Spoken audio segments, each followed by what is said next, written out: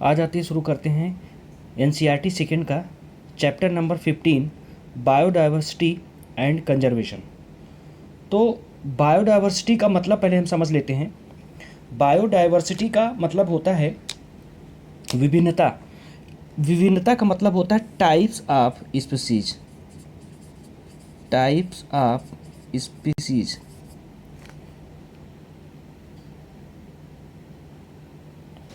Type of species.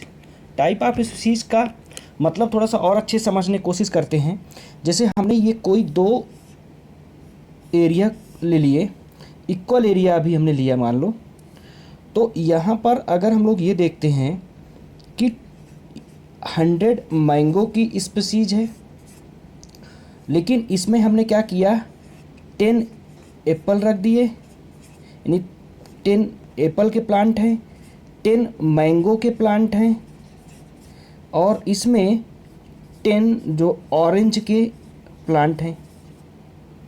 इसका मतलब ये हो गया कि इसमें तो टोटल 100 मिला, लेकिन इसमें टोटल जो मिला वो 30 मिले प्लांट्स।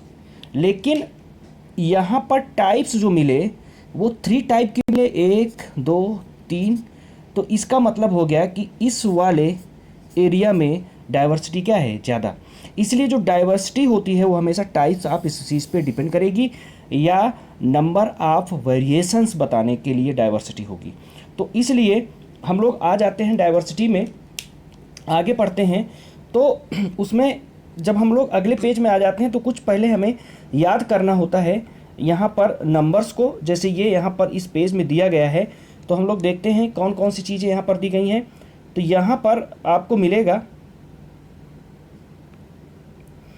कि more than 20,000 species of ants, 3 lakh species of beetles, 28,000 species of fish and nearly 20,000 species of orchid. इनको हम लोग को रटना है। कैसे रटते हैं देखते हैं इसको बोर्ड पे। तो ये हमने लिख रखा हुआ है। इसमें सबसे पहले हमने लिखा है आंट और ऑर्किड।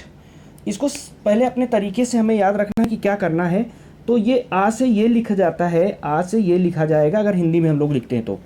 आ का मतलब आंट, आ से ऑर्किड, और ये शुरुआत में 20,000। क्यों?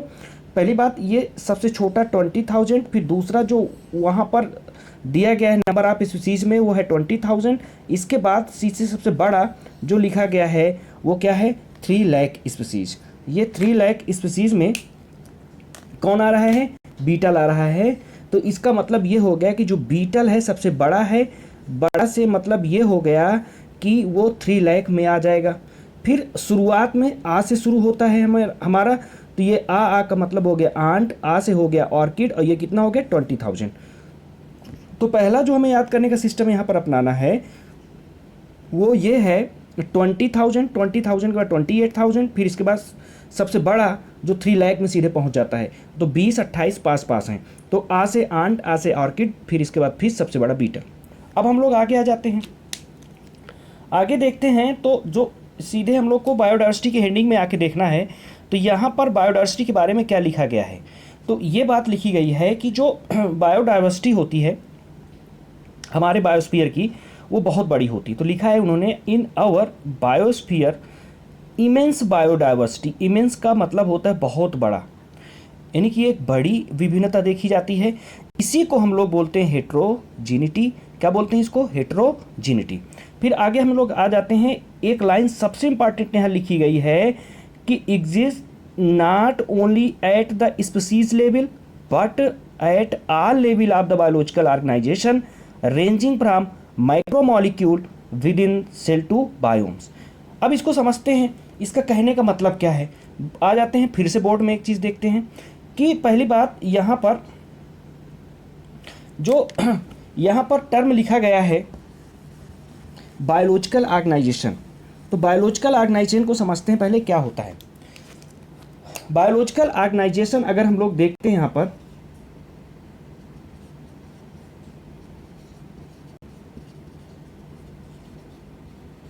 बायोलॉजिकल ऑर्गेनाइजेशन का मतलब ये होता है कि जो माइक्रोमॉलिक्यूल हुआ करते हैं वो आपस में मिला करके या मिल करके क्या बनाते हैं, सेल का फॉर्मेशन करते हैं। सेल आपस में मिल करके टिश्यू का फॉर्मेशन करती है। टिश्यू आपस में मिल के ऑर्गन का फॉर्मेशन करते हैं। ऑर्गन आपस में मिल करके एक ऑर्गेनिज्म का फॉर्मेशन करते हैं। और ये ऑर्गेनिज्म आपस में मिल करके एक पॉपुलेशन का निर्माण करते हैं। फिर पॉपुलेशन आपस में मिल करके कम्युनिटी का निर्माण करती है। और कम्युनिटी आपस में मिल करके इकोसिस्टम का निर्माण करती है। और इकोसिस्टम आपस में मिल करके बायोम का निर्माण करती है। अब बायोम को हम लोग एक टर्म और यूज करते हैं, बायोस्फीयर। तो ये बात तो हम लोग देख चुके हैं। इसको हम लोग एक ट्रिक से भी हमने याद करने को बोला था, पी सा ई बो, है ना, मतलब जो गेहूँ जो पिसवाया जाता है तो उसको हमने ऐसे थोड़ा सा टर्म में इसको याद कराने की कोशिश की थी। फिर इसके बाद आ जाते हैं यहाँ पर, तो यहाँ पर एनसीईआरटी ने बोला है कि हर लेवल पे डाइवर्सिटी पाई जाती है। अब देखते हैं कैसे। अगर हम किसी माइक्रोमॉलिक्यूल को ले लेते हैं तो माइक्रोमॉलिक्यूल डिफरेंट तरीके के होते हैं। कौन कौन से, प्रोटीन भी हो सकता है, लिपिड भी हो सकता है, फैट भी हो सकते हैं, कॉम्प्लेक्स दूसरे मॉलिक्यूल्स भी हो सकते हैं। फिर इसके बाद अगर हम लोग बात करते हैं सेल की, तो सेल भी डिफरेंट डिफरेंट तरीके के होते हैं। सेल में हो सकता है प्रोकैरियोट हो, यूकैरियोट हो। अगर प्रोकैरियोट हो तो उसमें डिफरेंट डिफरेंट वेरिएशंस होते हैं, उनमें डाइवर्सिटी पाई जाती है। यूकैरियोट है तो उनमें डिफरेंट तरीके के पाए जाते हैं। टिश्यू की बात करते हैं तो हर टिश्यू हमारे बॉडी में अलग अलग फंक्शन करता है। लीवर का टिश्यू है तो अलग तरीके से फंक्शन करेगा, लंग्स का टिश्यू है तो अलग तरीके से फंक्शन करेगा, ब्रेन का टिश्यू है तो अलग तरीके से काम करेगा। इसका मतलब उनमें भी डाइवर्सिटी पाई जाती है। ऑर्गन्स की बात करते हैं, इसी तरह से ऑर्गन्स, हमारे जो डिफरेंट डिफरेंट बॉडी में ऑर्गन्स हैं उनका अलग अलग काम है तो उनमें भी हमारे वेरिएशंस पाए जाएंगे। ऑर्गेनिज्म लेवल पे सबसे अच्छी वेरिएशन देखने को मिलती है। जैसे अगर हम लोग बात करते हैं कि अगर होमो सेपियंस हम ले लेते हैं एग्जाम्पल, तो अगर हम लोग थोड़ा सा देखते हैं यहाँ पर होमो सेपियंस का एग्जाम्पल लेने की बात करते हैं, तो होमो सेपियंस अगर हम लोग लिए यानी कि ह्यूमन को लिए, होमो सेपियंस की अगर हम चर्चा किए तो होमो सेपियंस में देखेंगे तो पहली बात यहाँ पर मेल होगा, एक फीमेल होगा। एक तो ये वेरिएशंस हमें देखने को मिले, यानी कि एक मेल और एक फीमेल हमें देखने को मिली। इसमें मेल में होगा कि क्रोमोसोम में पहली बार डिफरेंसेस होगा एक्स वाई, या फीमेल होगी तो इसमें एक्स एक्स होगा। यहाँ पर एंड्रोजन बनेगा, यानी कि इनमें जो जीन होगी वो एंड्रोजन बनाने की जीन होगी, यहाँ पर प्रोजेस्टेरॉन बनाने की जीन होगी। यानी कि डिफरेंसेस होने लगे ना। अगर मेल में चलो हम लोग देख लेते हैं तो मेल में भी डिफरेंट तरीके की जीन पाई जाती है, डिफरेंट डिफरेंट मेल्स में भी। कैसे, एक हो सकता है हाइट में डिफरेंट जीन रखता हो, डाइवर्सिटी हो गई हाइट के कारण, बॉडी के कलर के कारण हो सकती है। तो हर तरीके से डाइवर्सिटी हर लेवल में पाई जा रही है। तो हमने ऑर्गेनिज्म लेवल पे देख लिया। पॉपुलेशन लेवल की चर्चा कर लेते हैं, तो पॉपुलेशन भी अपने तरीके अलग तरीके से शो करेगी। हर जो पॉपुलेशन होती है, अगर हम लोग एक चले जाते हैं ह्यूमन की पॉपुलेशन है तो उसके अलग बिहेवियर है, उसके अंदर अलग जीन है। अगर हम मंकी की पॉपुलेशन को देखते हैं तो उसमें अलग तरीके की जीन है, उनमें अलग बिहेवियर है, यानी कि दोनों में डिफरेंसेस हैं, यानी कि वेरिएशंस है। इस तरह कम्युनिटी ले लेते हैं, एक कम्युनिटी का अलग बिहेवियर है, एक इकोसिस्टम का, एक बायोम का। इस तरह से हर जगह पे हर लेवल पे हम लोग डाइवर्सिटी को देख रहे हैं। तो ये एनसीईआरटी की लाइन हमें याद रखना है, क्योंकि ये अगले पेज में जब हम लोग आते हैं तो अगले पेज में भी इन्होंने क्या बोला है, जाते ही बोला है कि यहाँ पर the combined diversity at a level of organization, यानी कि जो डाइवर्सिटी है वो सभी लेवल में है, किसके, बायोलॉजिकल ऑर्गेनाइजेशन के। अब आ जाते हैं हम लोग थोड़ा तीन तरीके के जो डाइवर्सिटी पढ़नी है उसको हम लोग देखते हैं। तो यहाँ पर हम लोग को तीन तरीके की डाइवर्सिटी में सबसे पहले मिलेगी जेनेटिक डाइवर्सिटी। तो जेनेटिक डाइवर्सिटी को हम लोग देखते हैं। जेनेटिक डाइवर्सिटी में क्या पढ़ना है, जेनेटिक डाइवर्सिटी में सबसे पहली लाइन है, आप लोग वहाँ लिखो एनसीईआरटी में जेनेटिक डाइवर्सिटी होती क्या है। तो लिखना है आपको variation of gene with in species, line लिखनी है वहाँ पर, variation of gene with in species, एक स्पीसीज के अंदर जो वेरिएशन होता है, सेम स्पीसीज लेनी है, यानी कि स्पीसीज को बदलना नहीं है, तो इसको बोलते हैं जेनेटिक डाइवर्सिटी। तो यहाँ पर आ जाते हैं हम लोग को ए सिंगल स्पीसीज, यानी हमें स्पीसीज क्या लेनी, एक लेनी है, उन्हीं के अंदर हाई डाइवर्सिटी पाई जाती है। और कहाँ पर, जेनेटिक लेवल पे जीन में वेरिएशन होते हैं। अब एक स्पीसीज हमने मैंगो फेरा इंडिका की बात करते हैं। तो मैंगोफेरा इंडिका हमारे इंडिया में ढेर सारे वैरायटी के पाए जाएंगे, उनमें डिफरेंट डिफरेंट तरह की जीन पाई जाती है। जैसे मैंगोफेरा इंडिका की बात करते हैं तो पता लगा हर आम का डिफरेंट डिफरेंट जो वैरायटी होती है मैंगो, उनका टेस्ट अलग होता है, खुशबू अलग होती है, तो इसका मतलब उनमें जीन अलग अलग हैं, यानी जीन में वेरिएशन होता है। अगर हम लोग क्या करते हैं राइस की बात कर लेते हैं तो हमें राइस ऐसे अलग अलग मिलेंगे जिनमें फ्लेवर अलग होगा, साइज़ अलग होगा, कोई पतला होगा, कोई मोटा होगा, मतलब हर तरीके से वेरिएशन होता है। वो वेरिएशन क्यों होता है? उसके जीन के कारण होता है। तो यहाँ पर ये ध्यान रखना है, अगर हम सिंगल स्पीसीज़ में जो चेंज देखते हैं वो जीन लेवल पे देखते हैं। और यहाँ पर एग्जाम्पल एक मेडिसिनल प्लांट का लिया गया है जो हिमालय रेंज में पाया जाता है, जिसका नाम राउल्फिया मोमेटोरिया होता है, और ये पोटेंसी के लिए और कंसंट्रेशन के लिए जाना जाता है, और ये एक एक्टिव केमिकल रेसरपाइन निकालता है, ये रूट से निकलता है। एक्चुअली राउल्फिया वोमिटोरिया जो पाया जाता है हिमालयन रेंज में, इसको हिंदी में बोला जाता है सर्पगंधा। ये इसका काम जो हुआ करता था, ये हाइपरटेंशन को कंट्रोल करता था, बीपी कंट्रोल करता था यानी, और साथ में कभी कभी मायोकार्डियल इन्फेक्शन यानी कोरोनरी आर्टरी डिजीज़ वगैरह में भी काम आता था, या आता है अभी भी। दैट द प्लांट प्रोड्यूस, ठीक ना। फिर आगे आ जाओ, India has more then 50,000 genetically different strain. जो इंडिया में अकेले कितने राइस की स्ट्रेन है? 50,000। अब जब हमने राइस की बात एक बार हमने किया था बायोटेक्नोलॉजी में, वहाँ पर 2 लाख स्पीसीज दिया गया है। वो क्या है? इस्टीमेटेड है। इस्टीमेटेड का मतलब हमने अनुमान लगाया कितने तक हमारे पास होनी चाहिए थी या है, लेकिन यहाँ पर जो है वो जेनेटिकली डिफरेंट जो हमने देखा है या जो हमारे पास डॉक्यूमेंटेड है, ये हमको ध्यान रखना है। फिर इसके बाद 1000 वैरायटी ऑफ द मैंगो, ये हमें ध्यान रखना है। तो 50,000 वैरायटी क्या है? राइस की, और 1000 किसकी है? मैंगो की। ये रटे रहना है। राउल्फिया मोमेटोरिया किसका एग्जाम्पल हो गया? एक जेनेटिक डाइवर्सिटी का एग्जाम्पल हो गया, और राइस किसका हो गया? जेनेटिक डाइवर्सिटी का। अगर हम सिंगल स्पीसीज लेकर बात करेंगे तो हमेशा वो किसकी बात करेगा? जेनेटिक डाइवर्सिटी की। तो ये ध्यान रखना है। फिर आगे आ जाते हैं, स्पीसीज डाइवर्सिटी की चर्चा कर लेते हैं। तो स्पीसीज डाइवर्सिटी में फिर से आपको एक लाइन लिखना है, लिखिए सब लोग, variation in type of species with in A geographical area. लिखना है variation in type of species with in A geographical area. Type of species में वेरिएशन हो तो ये क्या हो गया? ये स्पीसीज बदल गई, तो इसलिए स्पीसीज डाइवर्सिटी, ठीक है ना। अब हमने ऊपर पढ़ा था कि यहाँ पर जीन जो स्पीसीज है वो सेम हो, लेकिन उनमें जीन क्या हो जाएगी? अलग अलग हो जाएगी, अलग अलग वैरायटी में। लेकिन यहाँ पर स्पीसीज डाइवर्सिटी, स्पीसीज ही बदल जाएगी, तो डाइवर्सिटी एज स्पीसीज लेवल, ठीक है ना। For example the Western Ghat have great amphibian species diversity than Eastern Ghat. यहाँ पर सबसे ज़्यादा जो हमें ध्यान रखना है वो ये है कि जो वेस्टर्न घाट है, पहली बात ये अभी हम लोग जब अगले वीडियो में पढ़ेंगे हॉट स्पॉट, तो उसमें हमें इंडिया के 3 हॉट स्पॉट पढ़ने हैं हमको। टोटल 34 होंगे, लेकिन 3 हॉट स्पॉट जो होगा वेस्टर्न घाट एंड श्रीलंका वाला हमें पढ़ना है, और फिर हिमालय रेंज वाला पढ़ना है, और फिर हमें एक बंगाल के रीजन में पाया जाता है तो उसको पढ़ना है। यानी 3 चीज़ें हमें पढ़नी है। तो उसमें से एक ही हॉट स्पॉट है, और ये हाई डाइवर्सिटी का रेंज का रीजन होता है। यहाँ पर डाइवर्सिटी सबसे हाई होती है। तो वैसे भी वेस्टर्न घाट हॉट स्पॉट रीजन होते हैं, हाई डाइवर्सिटी के होते हैं, तो वहाँ पर किसी भी चीज़ की डाइवर्सिटी हमेशा ज़्यादा पाई जाएगी। और वेस्ट हमेशा जो वेस्टर्न होगा यानी वेस्ट होगा हमेशा बेस्ट होगा किसमें? डाइवर्सिटी में। तो ग्रेटर एम्फीबियन डाइवर्सिटी किसके कंपेयर में? ईस्टर्न घाट के। अब आगे आ जाते हैं इकोलॉजिकल लेवल डाइवर्सिटी पे हम लोग चेक करते हैं। तो इकोलॉजिकल डाइवर्सिटी में एक लाइन लिखना है आपको, लिखना है variation in type of ecosystem in a large area. यानी कि वेरिएशन किस में देखना है? Variation in type of ecosystem in a large area, यानी कि हमें इकोसिस्टम लेवल पे देखना है, यानी कि अलग अलग इकोसिस्टम पे कंपेयर करना है। यहाँ पर अलग अलग स्पीसीज में कंपेयर करना था, ऊपर सेम स्पीसीज में डिफरेंट वैरायटी में कंपेयर करना था। तो अब हम लोग आ जाते हैं, 2 इकोसिस्टम बदल गए। जैसे मान लो अब इकोसिस्टम लेवल पे चेक करना है, तो ऐसे देखने हैं कि 2 देश यहाँ पर लिए गए हैं, एक नॉर्वे लिया गया है, कि इंडिया को कंपेयर किया गया है। एक नॉर्वे है और दूसरा बात किया है इसने इंडिया की।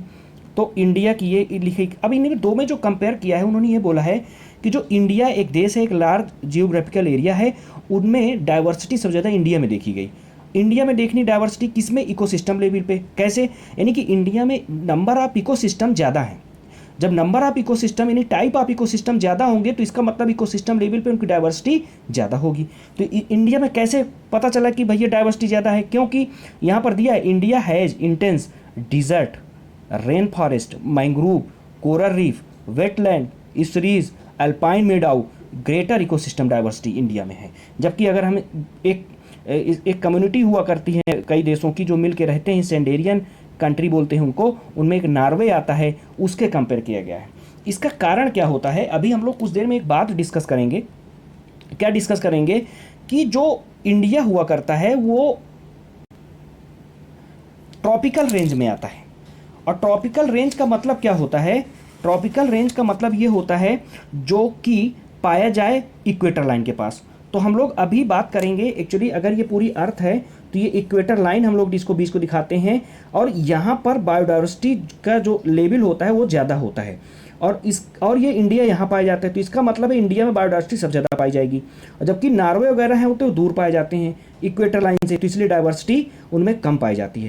तो इसलिए डाइवर्सिटी की रेंज हम लोग को यहीं से ज़्यादा देखने को मिलती है। इसको अभी हम कुछ देर में समझते हैं कायदे से।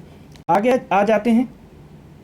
आगे जब देखते हैं तो वहाँ पर अगले सीधे हेडिंग में आ जाते हैं जहाँ पर लिखा गया है IUCN के बारे में। IUCN के बारे में क्या लिखा गया है? अकॉर्डिंग टू IUCN, अब IUCN का पहले फुल फॉर्म सब कोई लिखेगा। IUCN का फुल फॉर्म होता है international union for conservation of nature. International union for conservation of nature. The total number of plant and animal species described so far is slightly more than 1.5 million. ये IUCN 2004 के हिसाब से था, लेकिन सच्चाई क्या है? मोर देन 1.5 का मतलब होता है 1.7 मिलियन। 1.7 मिलियन, ये आपको एग्जैक्ट डाटा के रूप में याद रखना। 1.7, या तो आंसर देना होगा मोर देन 1.5 मिलियन, या तो देना होगा 1.7 मिलियन। ये हम लोग इसको याद कर लेते हैं। फिर आगे आ जाओ। आगे जो हमें लाइन ध्यान रखनी है वो रॉबर्ट मे का कॉन्सेप्ट है। कुछ रॉबर्ट मे के अनुसार ये बोला गया कि केवल 22% स्पीसीज अभी डिस्कवर्ड हैं। तो यहां पर देखते हैं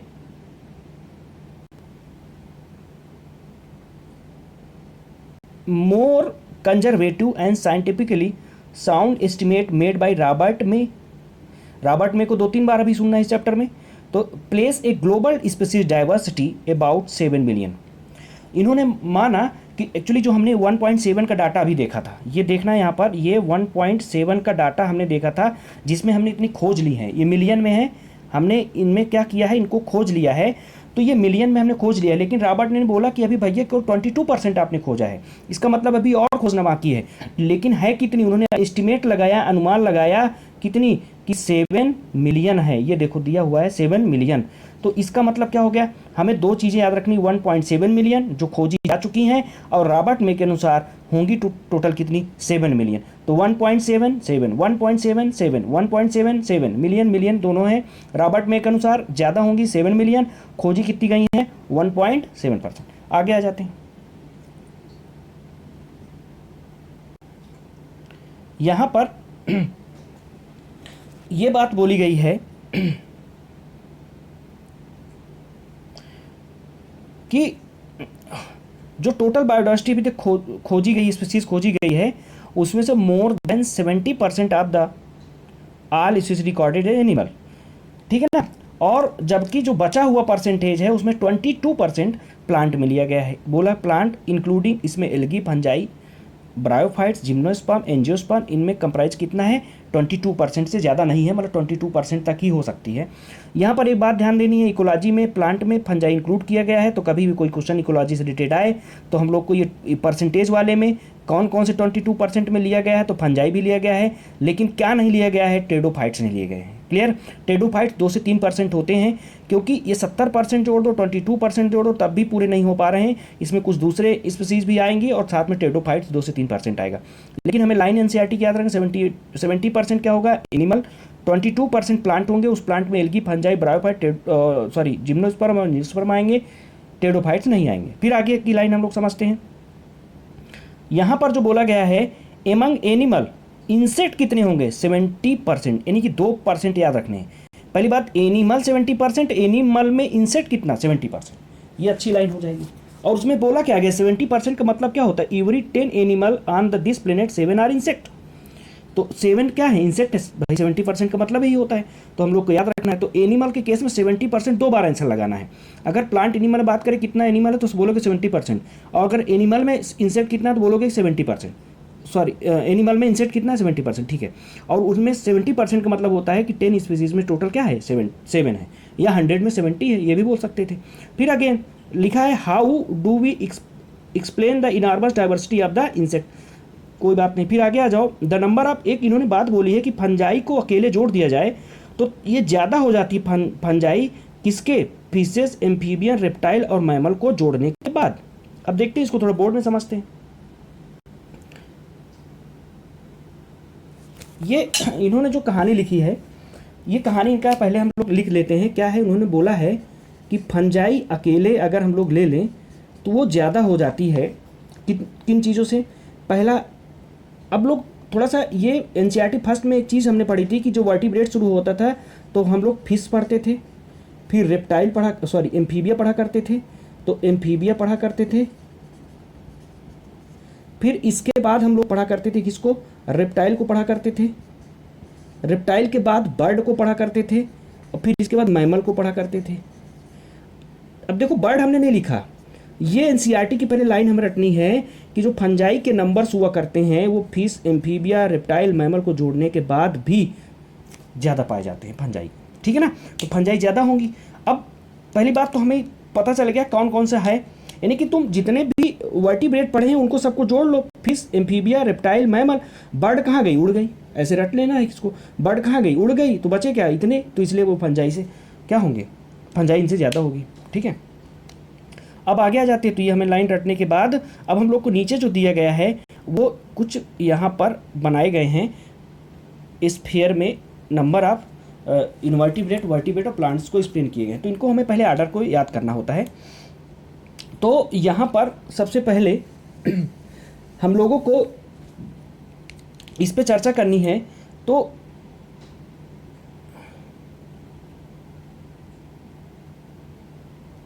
थोड़ा सा ऐसे समझते हैं, ये जो इनवर्टिब्रेट्स में सबसे पहले जो आते हैं ज़्यादा वो कौन होते हैं, इंसेक्ट होते हैं। फिर दूसरे नंबर पे अदर ग्रुप रखा जाता है क्योंकि हमारे पास भरने के लिए आएगा। ये खाली यहाँ पर insect, Mollusca, crustacean, other animal group की जगह ABCD लिख देगा और बोलेगा कि ABCD की जगह क्या क्या भरा जाएगा, क्या क्या सही है। तो हमें ऑर्डर पता होंगे तो अपने आप भर लेंगे। तो ऑर्डर रखने के लिए तो हम लोग ऐसे याद करेंगे, इन अदर मोलस्कन,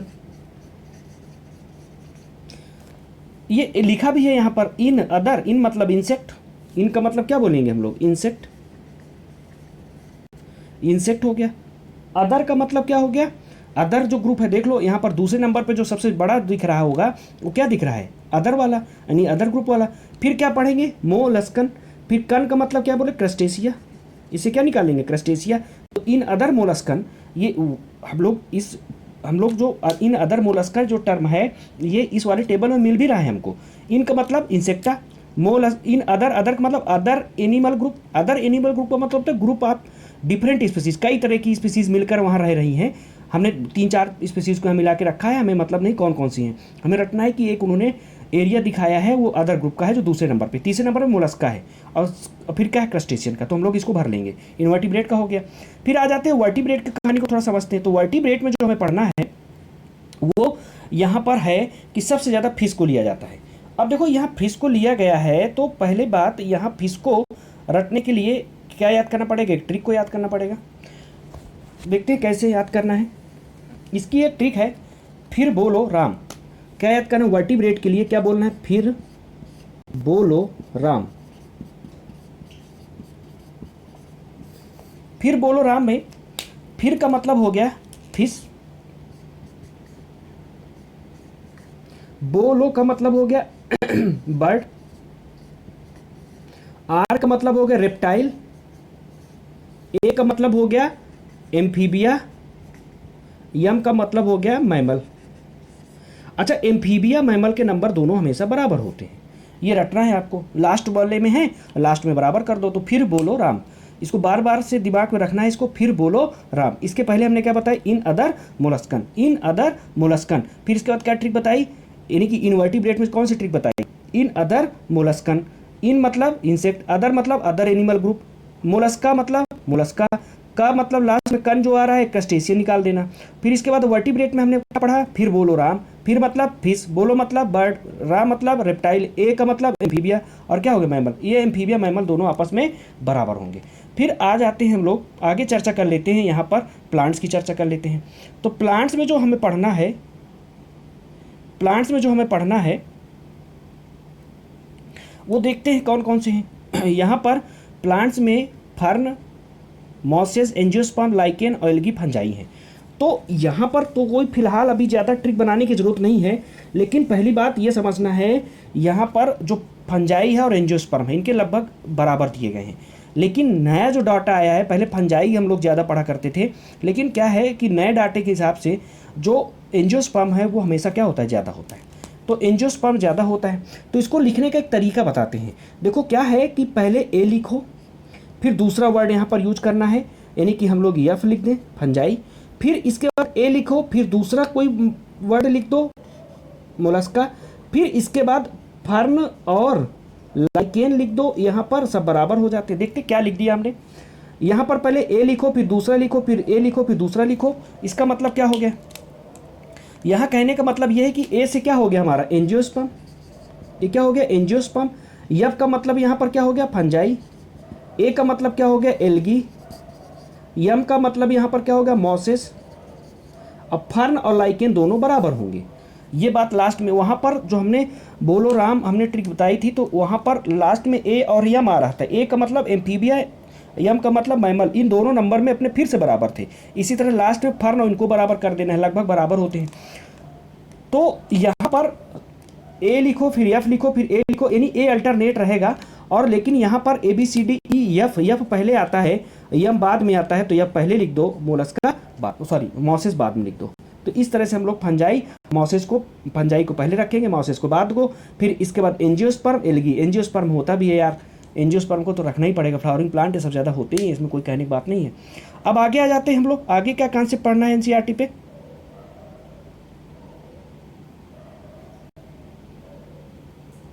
आगे की बहुत अच्छी लाइन है, प्रोकैरियोट के लिए बोली गई है, यानी बैक्टीरिया के लिए बोली गई है, यानी मोनेरंस के लिए बोली गई है। यहाँ पर क्या हमें पढ़ना क्या है, यहाँ के समझना क्या है। देखो यहाँ पर जो लाइन एक्सप्लेन की गई है उसको देखते हैं।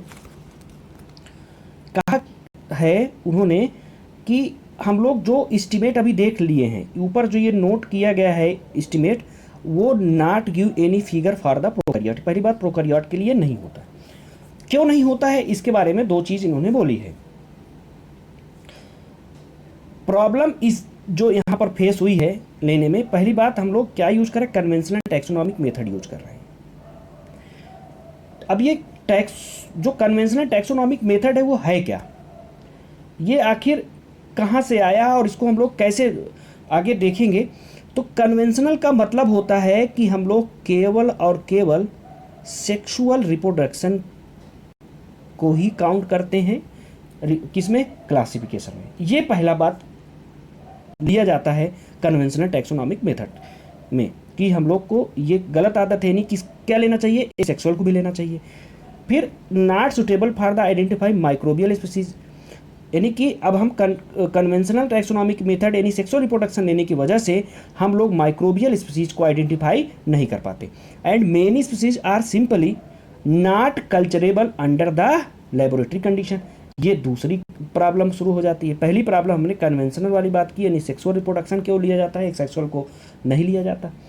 एक तो ये दो मेथड, लेकिन उन्होंने बोला कि अगर चलो हम लोग इनको ना चर्चा करें, अगर कोई बायोकेमिकल नेचर को बात करें, और दूसरा क्या, मॉलिक्यूलर क्राइटेरिया को डिसाइड करने, यानी कि दो चीज़ों को ले लें, एक बायोकेमिकल यानी कि जो उनसे केमिकल निकलता है उस बेस पे अगर क्लासिफिकेशन करना शुरू करें, मॉलिक्यूलर क्राइटेरिया यानी कि डीएनए आरएनए जेनेटिक मटेरियल को लेकर के हम लोग अगर क्लासिफिकेशन शुरू करें, तो ये देखने को मिलेगा कि ये जो ग्रुप है, जो प्रोकैरियोट है यानी कि मोनेरा है यानी कि बैक्टीरिया ग्रुप हैं, ये इतनी ज़्यादा डाइवर्सिटी रखेंगे कि अकेले ही ये मिलियंस में पहुँच जाएंगे, अकेले ही मिलियंस में पहुँच जाएंगे। जो टोटल 1.7 मिलियन खोजा है ना, तो अकेले प्रोकैरियोट्स को ही हमें मिलियंस में नंबर्स को देखना पड़ता।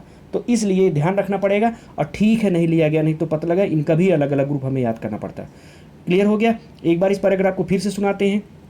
इसमें क्या है, इस ग्रुप में एक तो पहली बात, इस कहानी पे हमें सबसे ज़्यादा फोकस करना है। क्या फोकस करना है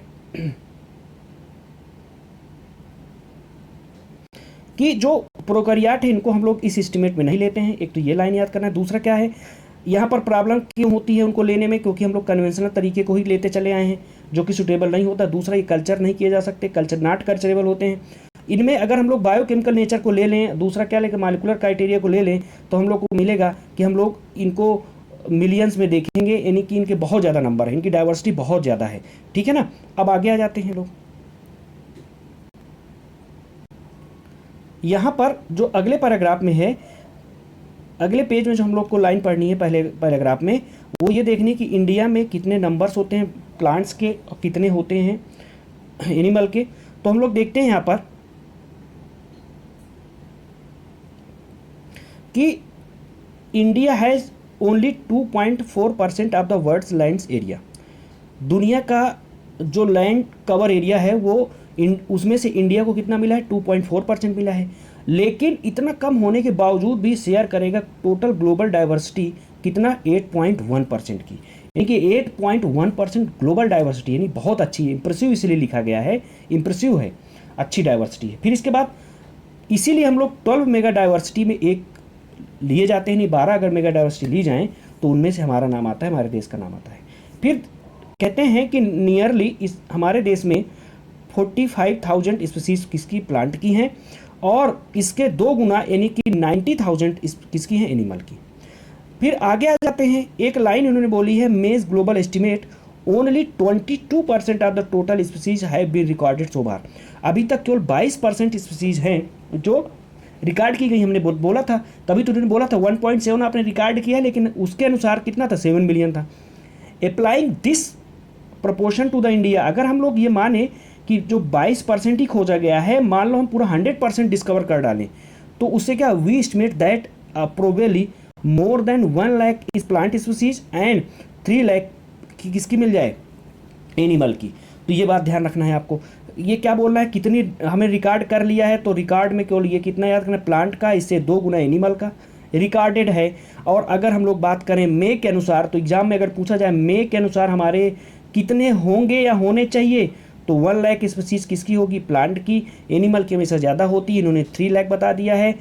और एक बात याद रखना है, यहाँ पर परसेंटेज याद रखना है, 22% है जो अभी तक केवल एस्टिमेट की गई है। अगर पूछा जाए कितना एस्टिमेट करना बाकी है मे के अनुसार, तो 100 - 22 कर देते हैं तो 78% आ जाता है। ये भी हमें याद रखना चाहिए यहाँ पर। अब आगे आ जाते हैं, हम लोग बात करते हैं, अगले सीधे हेडिंग में आ जाते हैं। तो हेडिंग में जो लैटिट्यूडनल ग्रेडियंट्स की यानी पैटर्न ऑफ बायोडाइवर्सिटी, कि बायोडाइवर्सिटी कैसे काम करती है, उसका पैटर्न क्या है। तो यहाँ पर ट्रॉपिक्स की बात किया है, लैटिट्यूडनल रेंज की बात किया है, ठीक है ना, और डिफरेंट तरीके से उसने दिखाने की कोशिश की है। तो आ जाते हैं, पहले हम लोग कुछ सिस्टम को समझ लेते हैं कि कैसे यहाँ पर हमारे जो अर्थ हुआ करती है वो कैसे काम करती है, और कैसे कैसे उसको हम लोग क्या करते हैं, देखते हैं।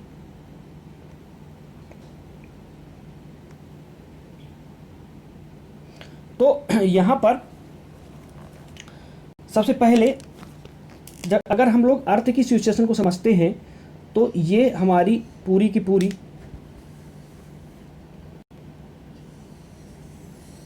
ये हमने माना अर्थ है। एक लाइन उससे जाती है जिसको हम लोग बोलते हैं इक्वेटर लाइन। क्या बोलते हैं, इक्वेटर। फिर एक लाइन ऊपर जाती है, ये 23.5 23.5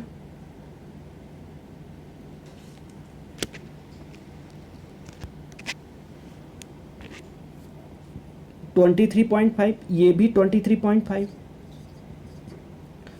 23.5। ये जो ऊपर का पोल हुआ करता है इसको हम लोग बोलते हैं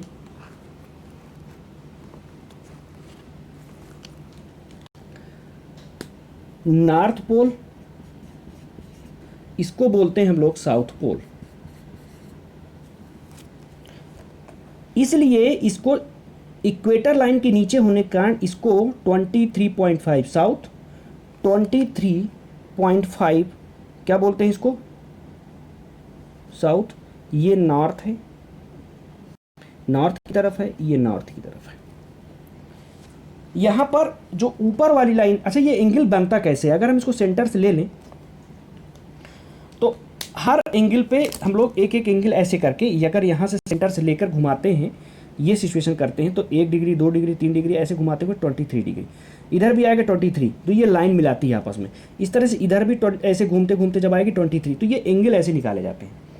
अब आगे आ जाते हैं यहाँ पर जो दो लाइन हमने ऊपर नीचे बनाई है, ऊपर की लाइन को कर्क बोला जाता है। ये कर्क रेखा जिसको हिंदी में बोलते हैं कर्क, या इसी को बोलते हैं, कर्क मतलब होता है कैंसर,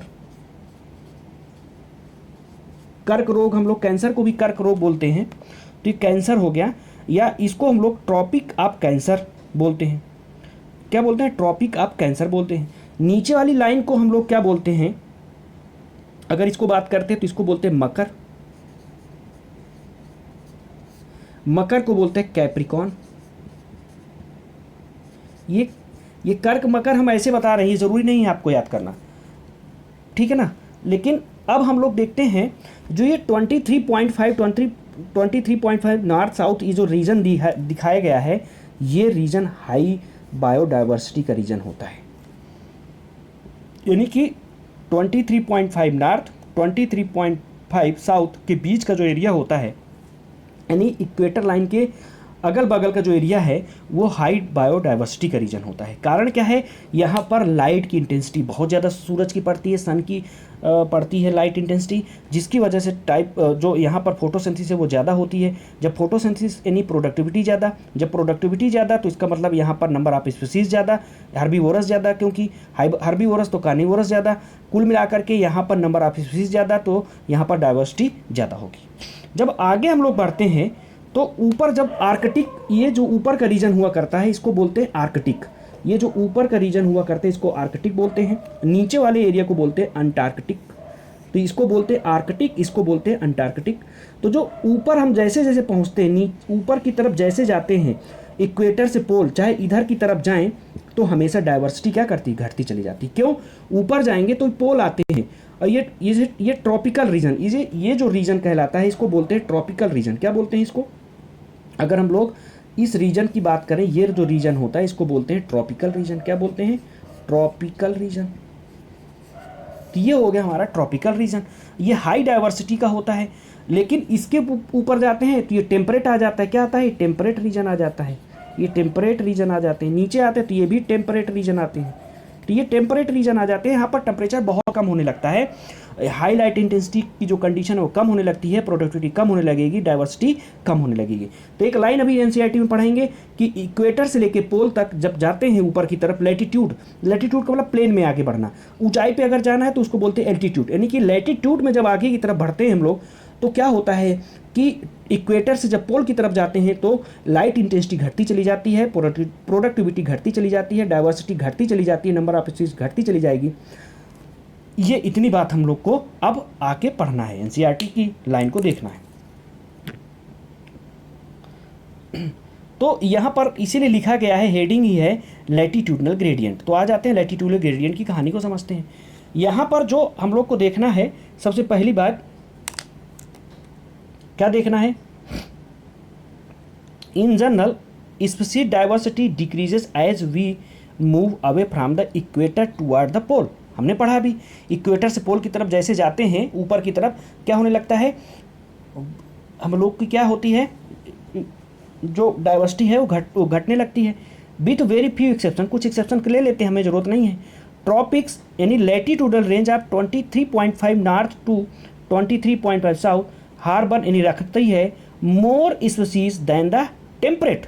यानी कि जो ट्रॉपिकल, हमने बोला था अभी, ट्रॉपिकल कौन होती है, जो इक्वेटर के आसपास की जगह होती है उसको ट्रॉपिकल यानी ट्रॉपिक्स बोला जाता है। उनमें जो हार्बर रखती है more species than temperate. Temperate हमने बोला था कि कौन सी रीजन में भी होती है, आर इसको पोलर एरिया हमने बोला था, पोल ऊपर शुरू हो जाते हैं जब वहाँ बर्फ बहुत ज़्यादा पड़ने लगेगी और टेम्परेचर कम हो जाएगा। फिर इन्होंने एक बात लिखी है, देखो यहाँ पर 41 डिग्री नॉर्थ पर 105 स्पीसीज न्यूयॉर्क में दिखाया है, हमें रटना नहीं है ये बात, बिल्कुल भी नहीं रटना। फिर इसके बाद यहाँ पर बोला है Colombia located near the equator have 1400 species. फिर देखना Greenland at 71 degree north only 56 species. India which are its land tropical latitude में होगा has more than 1200 species of bird. अब देखो ये कहने का ये बहुत ज़रूरी समझना, रटना नहीं है इसमें से कोई चीज़, क्योंकि इससे रिलेटेड कोई क्वेश्चन आएगा तो हम लोग देख लेंगे। अब आ जाते हैं ये जो लिखा है ये कैसे लिखा है और क्या इसका रीज़न है, आते हैं थोड़ा सा।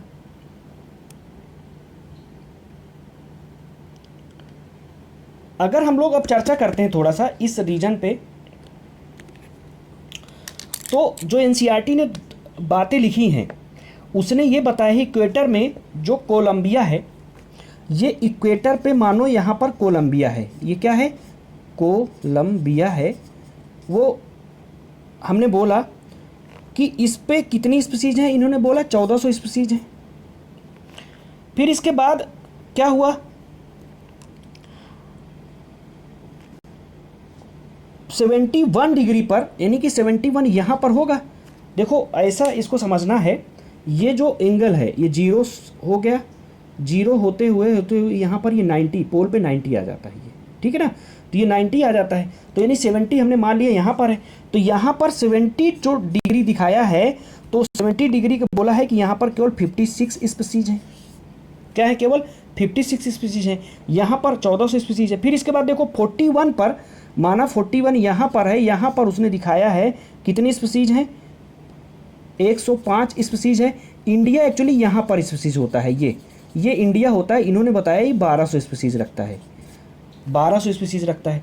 तो ये बात तो समझ में आ गई ना कि देखो जैसे जैसे हम यहाँ से यहाँ, यहाँ से यहाँ और यहाँ से यहाँ कुल मिलाकर के इक्वेटर जितना दूर होते चले जाते हैं, देखो इक्वेटर पर रहता है 1400 स्पीसीज, इक्वेटर से थोड़ा सा आगे बढ़े 1200 स्पीसीज बर्ड की, फिर हम लोग 41 पे आ गए तो 105 71 डिग्री पे आ गए 56 स्पीसीज, यानी कि नंबर ऑफ स्पीसीज घटती चली जाएगी। क्लियर हो गया, ये बात बताने के लिए उन्होंने ये बातें लिखी थी उसने। तो आ जाते हैं, ये याद मत करना कहाँ पर कितनी की स्पीसीज होती हैं, ठीक है ना, बस ये याद करो कि डिग्री अगर दे दो तो बता देना। फिर आगे आ जाते हैं, कुछ बातें इन्होंने फिर से आगे क्या लिखी हैं,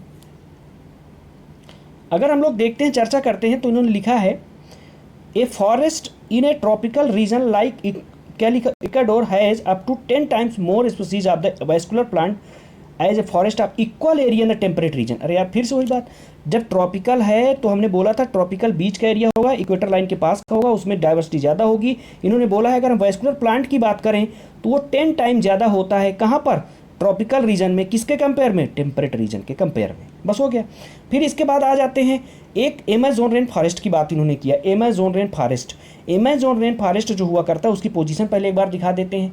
यहाँ पर अगर हम लोग अमेज़न रेन फॉरेस्ट की बात करते हैं तो अमेज़न रेन फॉरेस्ट ये होता है, ये यानी बिल्कुल इक्वेटर लाइन पे होता है, इसे इसीलिए हाई डाइवर्सिटी का रीजन बोला जाता है। ये जो हुआ करता है ये साउथ अमेरिका में होता है, पाया जाता है, कहाँ पाया जाता है, साउथ अमेरिका में। और ये कहते हैं कि 20% जो ऑक्सीजन हुआ करती है प्लेनेट को केवल अमेज़न रेन फॉरेस्ट देता है। हाई डाइवर्सिटी का रीजन होता है क्योंकि ये इक्वेटर लाइन पे ही पाया जाता है। तो इस तरह से हम लोग इक्वेटर लाइन पे अगर बात करें तो एक हमने अभी कोलंबिया देखा, दूसरा हमने अभी क्या देखा, अमेज़न रेन फॉरेस्ट। अब आ जाते हैं अमेज़न रेन फॉरेस्ट में उसने बायोडाइवर्सिटी को बताने की कोशिश की है कुछ, तो देखते हैं यहाँ पर बायोडाइवर्सिटी को इन्होंने क्या बताने की कोशिश की है। तो यहाँ पर बायोडाइवर्सिटी में इन्होंने ये बताया है कि अमेज़न ट्रॉपिकल रीजन में पाया जाने वाला, अभी हमने बोला इक्वेटर लाइन पे ही यानी ट्रॉपिकल के में ही पाया जाएगा Amazon rain forest in the South America या America has the greatest biodiversity on the earth. It have home to more than 40,000 species of the plant, 3,000 species of the fish, 1300 of the fish bird, 427 of the mammal and 427 amphibian, 378 reptile, more than 1,25,000 invertebrate. ये भैया याद रखना है। अब देखो यहाँ पर मोर than 1200 species होती कहाँ पर, इंडिया में। कहाँ पर, इंडिया में, ये लिखा हुआ है।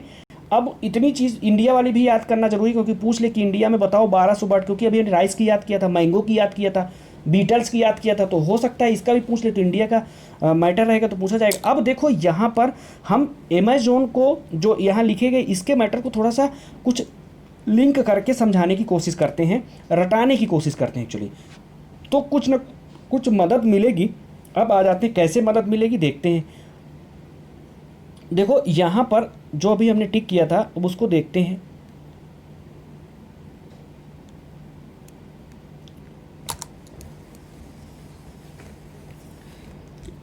देखो अभी हमने एक ट्रिक बोली थी, फिर बोलो राम, ये हमने बोला था अभी, इसको याद करने के लिए। किसमें बोला था, वर्टिब्रेट्स को याद करने के लिए। एफ से क्या हो गया, यहाँ पर फिश हो गया। बी से क्या हो गया था, बर्ड बताया था हमने। आर से क्या बताया था, रेप्टाइल बताया था। ए से क्या बताया था, एम्फीबियन। और ये हमने बोला था ये दोनों बराबर होते हैं। क्लियर। फिर इसके बाद अब देखो यहाँ पर प्लांट लिख लो तुम अपने, पहले हमने मतलब इनके नंबर्स पता कर रहे हैं, ठीक है ना। अब देखो पहले हम लोग लिखेंगे अमेजोन रेन फॉरेस्ट के, किसके लिखेंगे, अमेजोन के। फिर इसके बाद इंडिया का लिखेंगे।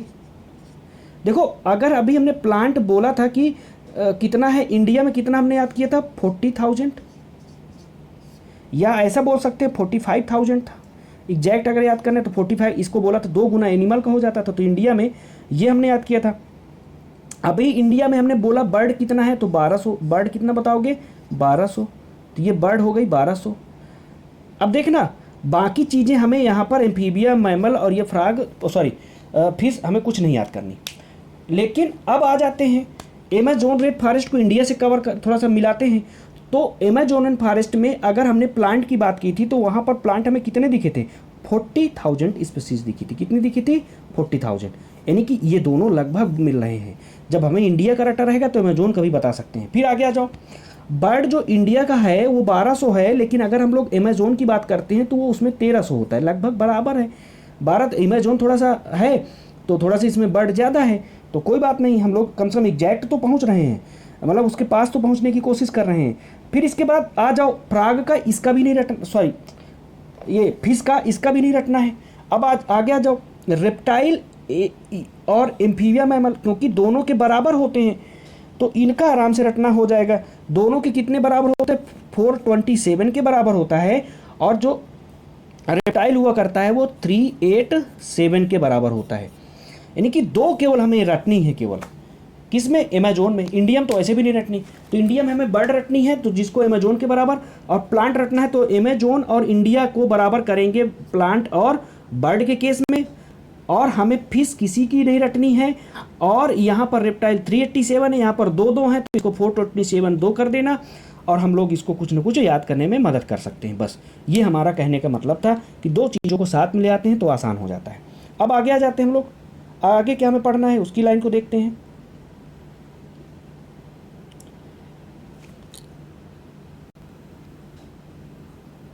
इनवर्टिब्रेट में याद करना चाहो तो यहाँ पर याद रखना 1,25,000, ये यहाँ पर इनवर्टिब्रेट है। अब आगे आ जाते हैं, कहा गया है कि आखिर क्या रीजन है, कुछ हाइपोथेसिस है एक्चुअली दी गई है बहुत इकोलॉजिस्ट के द्वारा, और जो इवोल्यूशनरी बायोलॉजिस्ट है उनके द्वारा एक हाइपोथेसिस दी गई कि आखिर जो ट्रॉपिकल रीजन है उनमें बायोडाइवर्सिटी क्यों ज़्यादा पाई जाती है, क्या रीज़न है।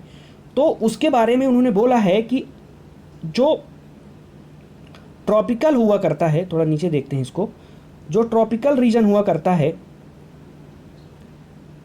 Tropical latitude have remained relatively undisturbed for million years. यानी कि इसमें कोई डिस्टर्बेंस नहीं हुआ।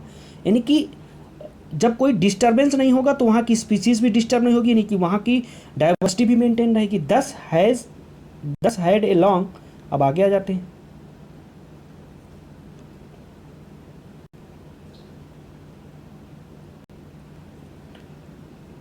क्या लिखा है, evolutionary time for the species diversification.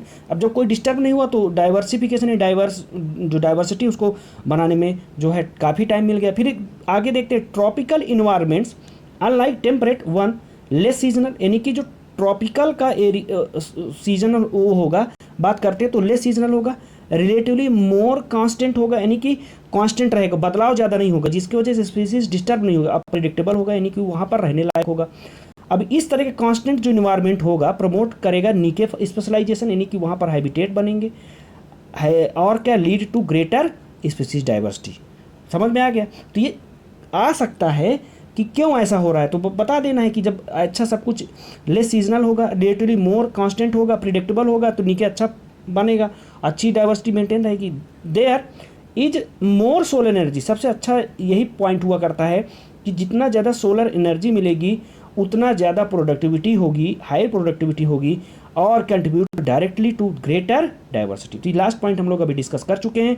अब हम लोग को पढ़ना है आगे स्पीसीज एरिया रिलेशनशिप।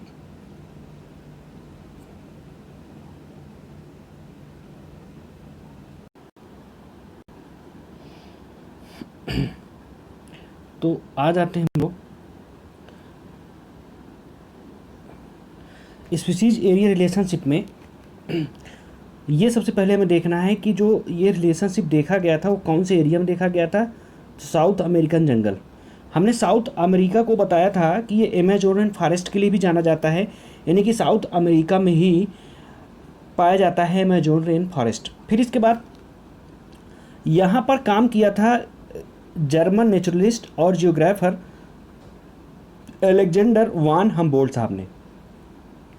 उन्होंने बोला था कि within a region species richness increased with increasing explored area but only up to a limit. अब देखते हैं यहाँ पर ये जो लाइन यहाँ पर लिखी है उनको कैसे समझा जाए कि जो इन्होंने ये इतने में ये कहानी पूरी बताई है कि जैसे जैसे स्पीसीज की रिचनेस बढ़ती जा रही है, इसका मतलब एक्सप्लोर्ड एरिया हम बढ़ाते चले जाते हैं। आ जाते देखते हैं।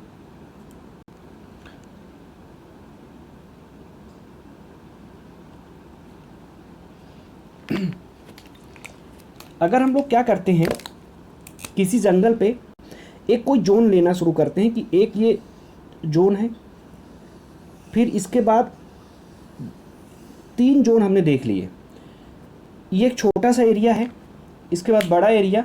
अब हम यहाँ सेंटर से उसको एक्सप्लोर करना शुरू करते हैं।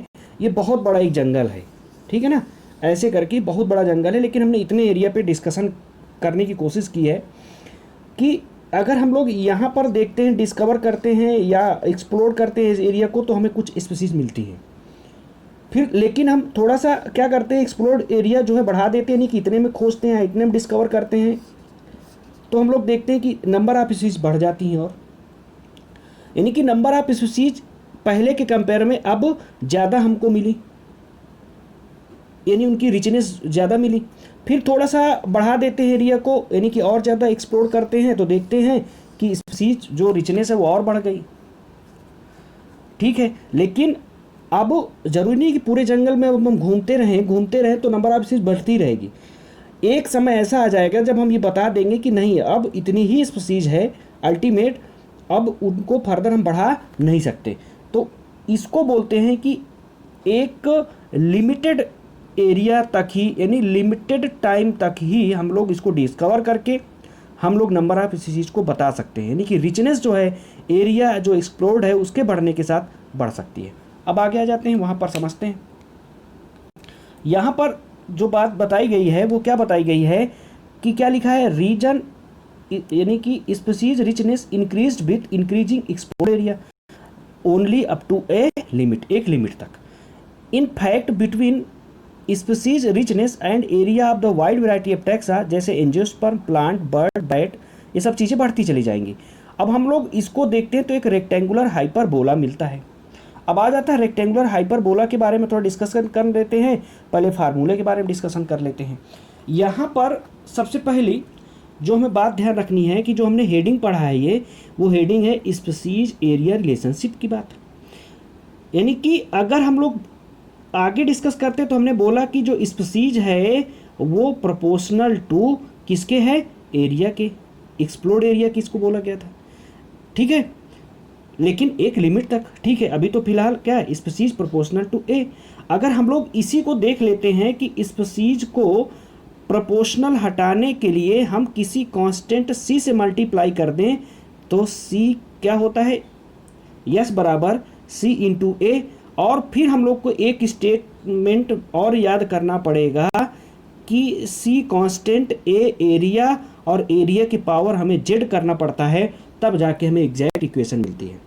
तो मेरे ख्याल से शुरुआत अगर स्पीसीज एरिया की पता चल गई, कांस्टेंट को हम के से लिख के सी से लिख देते हैं, और फिर ए की पावर जेड हमें करना रह जाता है, हमें फार्मूला याद हो जाता है। तो आगे आ जाते हैं इस पे। तो रेक्टेंगुलर हाइपरबोला हम लोग को इस फार्मूले से मिलता है, जहाँ यस बराबर सी इंटू ए, और ए की पावर क्या करना है, जेड, सी यहाँ कांस्टेंट वैल्यू हो जाएगी, ठीक है। तो ये रेक्टेंगुलर हाइपरबोला का हमें, फिर इसके बाद अगर हम लोग लॉग इसका ले लेते हैं तो लॉग हम लेने पर क्या होता है, लॉग यस बराबर सी इंटू ए की पावर जेड। हमें पता है कि दो अगर बीच में मल्टीप्लीकेशन हो तो क्या हो जाता है, प्लस आ जाता है। तो log C plus log Z की वैल्यू जो पावर में है वो क्या होती है, बगल में आ जाती है। तो इसको बोल देते हैं log S equal to log C plus Z log A. इसमें क्या मिलता है, स्ट्रेट लाइन कर्व मिलता है। स्ट्रेट लाइन कर्व पाने के लिए ये देखो, स्पीसीज इधर यस है और एरिया क्या है इधर एक्स एक्सिस पे है, और ये स्पीसीज यस है, तो हम लोग इसको वाई बराबर इधर एम एक्स कर देंगे और इधर क्या कर देंगे, सी कर देंगे।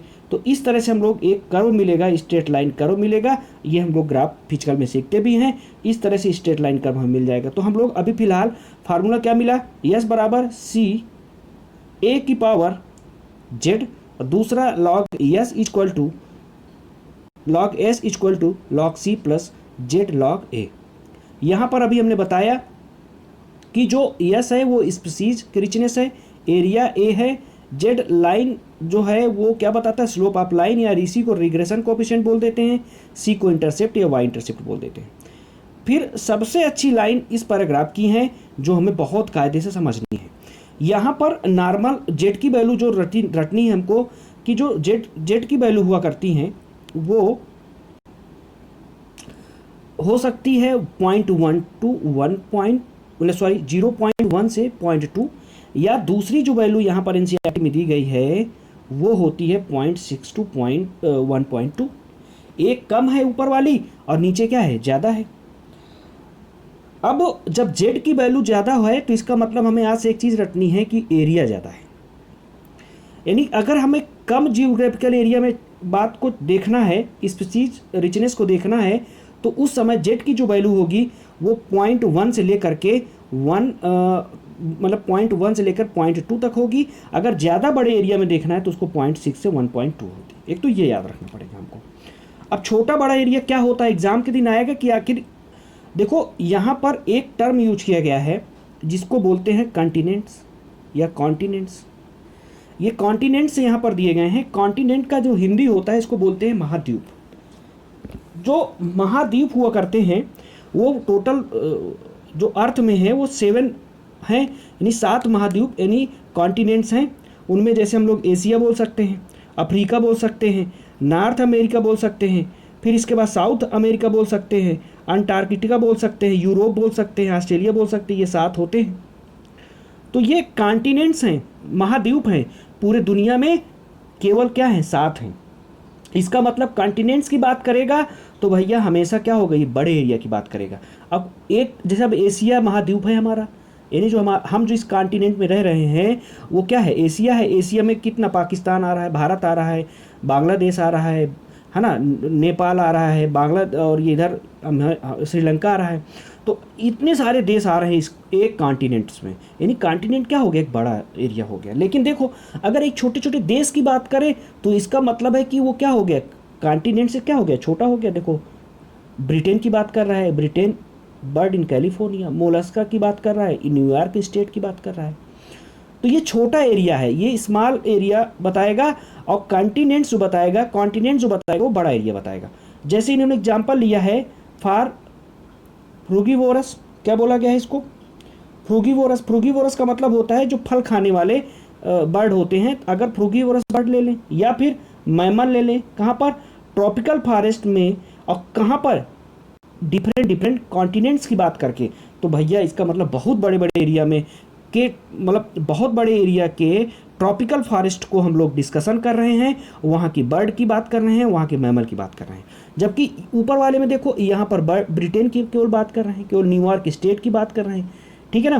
तो इसका मतलब यहाँ पर जेड क्या होगा? कम होगा। यानी कि रटना है कि जेड लाइन कब होगा? छोटे जगह के लिए, ब्रिटेन, न्यूयॉर्क जैसे स्टेट के लिए, कैलिफोर्निया जैसे स्टेट के लिए। लेकिन अगर बड़ा कर दे जेड की वैल्यू 0.6 to 1.2 कर दे, तो ये किसके लिए होगा? कॉन्टिनेंट्स के लिए होंगे, महाद्वीप के लिए होंगे। क्लियर? अब सुनो, ये तो ठीक है, हमने इतना रट लिया कि जेड की वैल्यू कब ज़्यादा कब बड़ी, तो छोटे एरिया के लिए छोटा, बड़े एरिया के लिए बड़ा। एक बात यहाँ पर इन्होंने बोला है कि स्टीपर टर्म यूज किया है एनसीईआरटी ने कहीं, कि ये मच स्टीपर। देखो क्या है, you will find that slope of line to be much steeper, ठीक है ना। कब? इफ़ यू एनालाइज, ये लिखा है species analysis very large area के लिए, यानी कि स्टीपर हो जाता है। अब देखते हैं स्टीपर को समझते हैं, पूरे ग्राफ को कायदे से यहाँ पर हम लोग बोर्ड में समझ लेते हैं अब इसको। यहाँ पर जो हमको देखना है वो ग्राफ को इस तरह से देखना है। ये ग्राफ हमने देखा,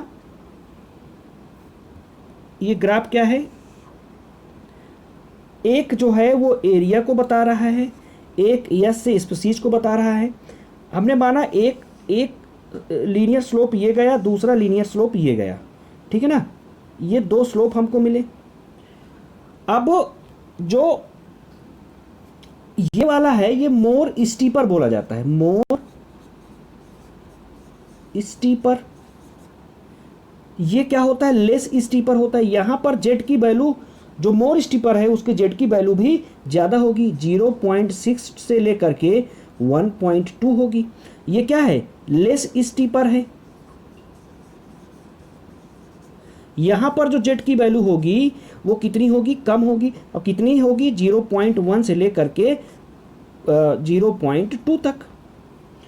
ये बात हमें याद रखनी है। फिर आगे देखो, ये किसके लिए होगा? लार्ज एरिया के लिए होगा। लार्ज एरिया में किसके लिए बताना है तुम्हें? कॉन्टिनेंट्स के लिए बताना है, महाद्वीप के लिए बताना है। जैसे यहाँ पर फ्रूगीवोरस बोला गया है, मैमल्स बोला गया है, ट्रॉपिकल का एक रीजन लेकर के। फिर अगर ये तमाम तरह के कोई कंट्री बोल दिया जाए, कंट्री में हम लोगों ने ब्रिटेन बोला, कैलिफोर्निया बोला, और फिर इसके बाद क्या बोला? न्यूयॉर्क स्टेट बोला। इस तरह के हम लोग आंसर दे देंगे अब, ठीक है ना। तो ये ग्राफ अगर समझ में आ गया तो हमारे ख्याल से पूरे आंसर हमारे सही हो जाएंगे। अब आगे आ जाते हैं हम लोग। हमें ये सारा कुछ समझ में आ गया, ग्राफ भी समझ में आ गया। दो तरह के, एक लीनियर स्लोप मिलेगा, एक रेक्टेंगुलर हाइपरबोला मिलेगा। तो कैसे कैसे मिलेगा हमने इसको देख लिया। फिर आगे आ जाते हैं importance of species diversity to the ecosystem. देखो यहाँ पर जो हमें पढ़ना है वो लाइन यहाँ से देखनी है। For many decades ecologist believe to community with more species generally tend to more stable and those with less species. यानी कि कहना क्या चाह रहा है, इकोलॉजिस्ट ये मानते हैं कि जो कम्युनिटी ज़्यादा स्पीसीज को रखती है वो ज़्यादा स्टेबल होती है। बिल्कुल रखेगी। अगर हम लोग थोड़ा सा एक एग्जांपल को ले लें दिमाग में कि हमने क्या किया, एक खेत में केवल एक आम का पेड़ लगाया और क्या किया, अब हमने क्या किया कि आम की प्रोडक्टिविटी को चेक करना चाह रहे हैं। तो हो सकता है एक साल ऐसा भी आए कि उस आम के पेड़ में कोई भी फ्रूट ना लगे। लेकिन अगर हम आ जाते हैं कोई ऐसे बाग में चलते हैं जहाँ 200-300 आम की स्पीसीज लगी हुई हैं, डिफरेंट वैरायटी के मैंगो लगे हुए हैं, तो वहाँ पर चेक करते हैं कि अगर हो सकता है कि कोई एक स्पीसीज ठीक से फ्रूट ना निकाल पाए लेकिन दूसरी स्पीसीज ठीक से निकाल पाए। एक कोई साल की अगर हम बात कर लें, यानी कि अगर किसी साल कोई पेड़ फ्लावरिंग ठीक से नहीं करा तो दूसरे पेड़ ने अच्छा कर दिया। कुल मिलाकर के अगर 100 पेड़ों की कोई बाग है तो उसमें हमें क्या मिलेगा कि उनकी जो प्रोडक्टिविटी है वो लगभग कांस्टेंट बनी रहेगी। क्योंकि अगर 2-4 पेड़ नहीं देंगे तो कोई फ़र्क नहीं पड़ेगा, 2-4 ज़्यादा हो सकता है दे दें। लेकिन अगर एक ही पेड़ लगाया हमने तो उससे क्या होगा कि एक तो पहली बात, अगर वो नहीं दिया तो नहीं फ्रूट मिलेगी, नहीं प्रोडक्टिविटी एकदम से ख़त्म हो जाएगी या तो बिल्कुल कम हो जाएगी। तो ये बात हमें समझ में आ गई कि जो लाइन अब हम लोग एनसीईआरटी की लाइन देख रहे हैं कि ecologist believe the community with more species generally tend to more stable, stable भी होगी। फिर आगे आ जाते हैं, अगले उसमें पेज में आ जाते हैं। तो अगले पेज में जब हम लोग देते हैं तो यहाँ लिखा क्या है,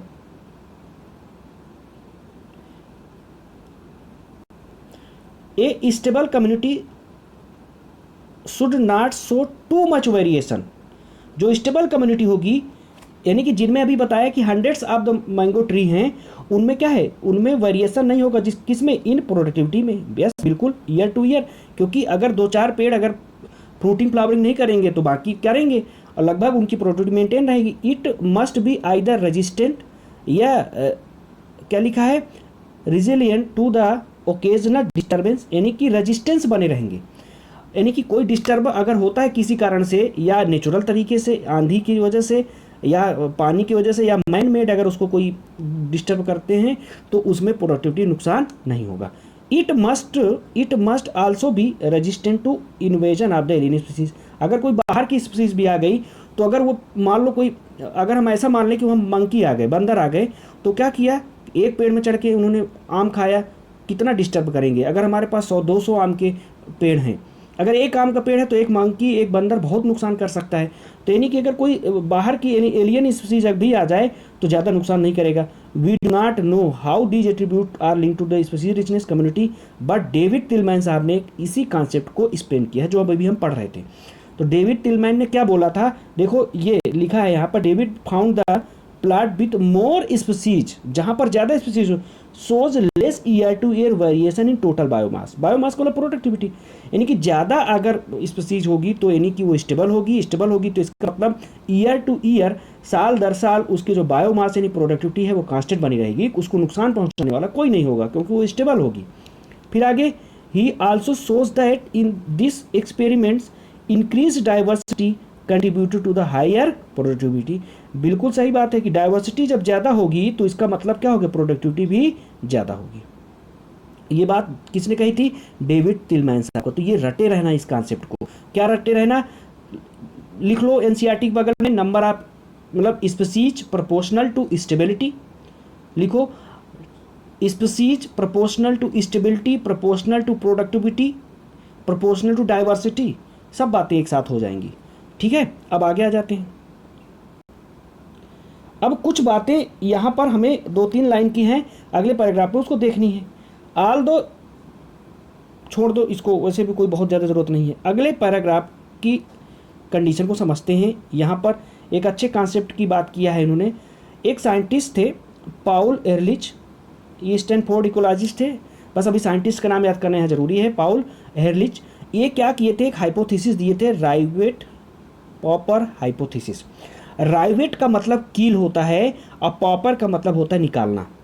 एक ऐसी हाइपोथेसिस दिया जिसमें कील को निकालना या खूंटी को कील ही उसको बोलते हैं, कील को निकालने की प्रोसेस को बताया था उन्होंने। राइवेट मतलब कील, पॉपर माने निकालना। अब देखते हैं कैसे। उन्होंने बोला कि माना एक एरोप्लेन को हम डिस्कस करना चाह रहे हैं, नहीं कि एक इकोसिस्टम इसको मान लेते हैं, और जो कि बहुत सारे राइवेट्स यानी स्पीसीज से मिलकर बना हुआ है। यानी कि ऐसा बोलना है स्पीसीज मिलके क्या बना रहा है, इकोसिस्टम। इसको लिंक कर लो या ये लिंक कर लो कि जो एरोप्लेन है उनमें बहुत सारे राइवेट्स यानी कील आपस में मिल करके या आपस में जोड़ करके एरोप्लेन का निर्माण कर रही हैं। फिर आगे देखो, कहते हैं कि अगर जो ट्रेवलर्स हैं, पैसेंजर हैं, वो क्या करें, स्टार्ट कर रहे हैं पॉपिंग मतलब निकालना राइवेट टू टेक होम। अगर कील को निकाल करके हम लोग क्या कर रहे हैं, निकालना शुरू करके घर लेते जाएं, तो क्या करेंगे, थोड़ा बहुत डिस्टर्ब होगा लेकिन फ्लाइट क्या कर उड़ती रहेगी, सेफ्टी से उड़ती रहेगी, कोई नुकसान नहीं होगा। यानी proper functioning of the ecosystem होता रहेगा। यानी कि हमने सीट की, विंडो की अगर हम कील निकाल लें तो बहुत ज़्यादा नुकसान नहीं होगा। फिर देखो, बट मोर एंड मोर राइवेट्स, अगर ज़्यादा कुछ निकाल लिया हमने कील यानी राइवेट्स को निकाल लिया, the plane becomes dangerously weak over a period. लेकिन एक समय बाद वो कमज़ोर होना शुरू करेगी। लेकिन एक लाइन जो आगे उन्होंने बोली, furthermore which rivet is removed में आल्सो भी क्रिटिकल, और फिर आगे जो राइवेट हैं यानी कील है उनका निकालना मुश्किल हो जाएगा, क्रिटिकल कंडीशन पे आ जाएगा। Loss of the rivets on the wings. अब एक कहानी इन्होंने बताया है लास्ट में की स्टोन स्पीसीज की। की स्टोन स्पीसीज, की स्टोन स्पीसीज क्या होती है? वो स्पीसीज जो कि किसी भी इकोसिस्टम में सबसे महत्वपूर्ण पोजीशन पे होती है। यानी कि की स्टोन स्पीसीज का मतलब ऐसा आप बोल सकते हो जैसे क्रिकेट टीम है, मान लो क्रिकेट टीम का कोई कैप्टन है, वो की स्टोन स्पीसीज की तरह काम करेगा क्योंकि उसके रहने पर पूरी टीम अच्छे से काम करेगी। या हम बोल दें रिलायंस इंडस्ट्री है तो मुकेश अंबानी के रहने पे ज़्यादा वो की स्टोन स्पीसीज की तरह काम करेंगे, मुकेश अंबानी, है ना। तो वैसे भी हम लोग अब हम लोग की स्टोन स्पीसीज के बारे में चर्चा करना चाह रहे हैं। तो लिखा है loss of rivets on the wing. अब तुम सोचो, अगर अभी तक खिड़की से यानी विंड से और सीट से अगर तुम निकाल लेते थे राइवेट, लेकिन अगर राइवेट अब किसी विंग से निकाल लो, यानी किसके विंग से? एयरप्लेन से अगर निकाल लो तो ज़्यादा नुकसान हो जाएगा। उसको बोला गया सबसे इंपॉर्टेंट वहाँ की क्या होगी? राइवेट। तो इसलिए की species that drive major ecosystem function, यानी विंग जो पूरे इकोसिस्टम को अच्छे से चला रहा था, यानी प्लेन को अच्छे से उड़ा रहा था, ये obviously a more serious threat, ज़्यादा खतरनाक हो जाएगा for the flight safety. Loss of the few rivets on the seats या विंडो, अगर सीट या विंडो से निकाल दें उसके कंपेयर में एक विंग का राइवेट ही बहुत खतरनाक हो जाए, क्योंकि जो विंग है वो की स्टोन स्पीसीज है, याद रखना है की स्टोन स्पीसीज। अब हम लोग लॉस ऑफ बायोडाइवर्सिटी को अगले वीडियो में देखेंगे। Thank you.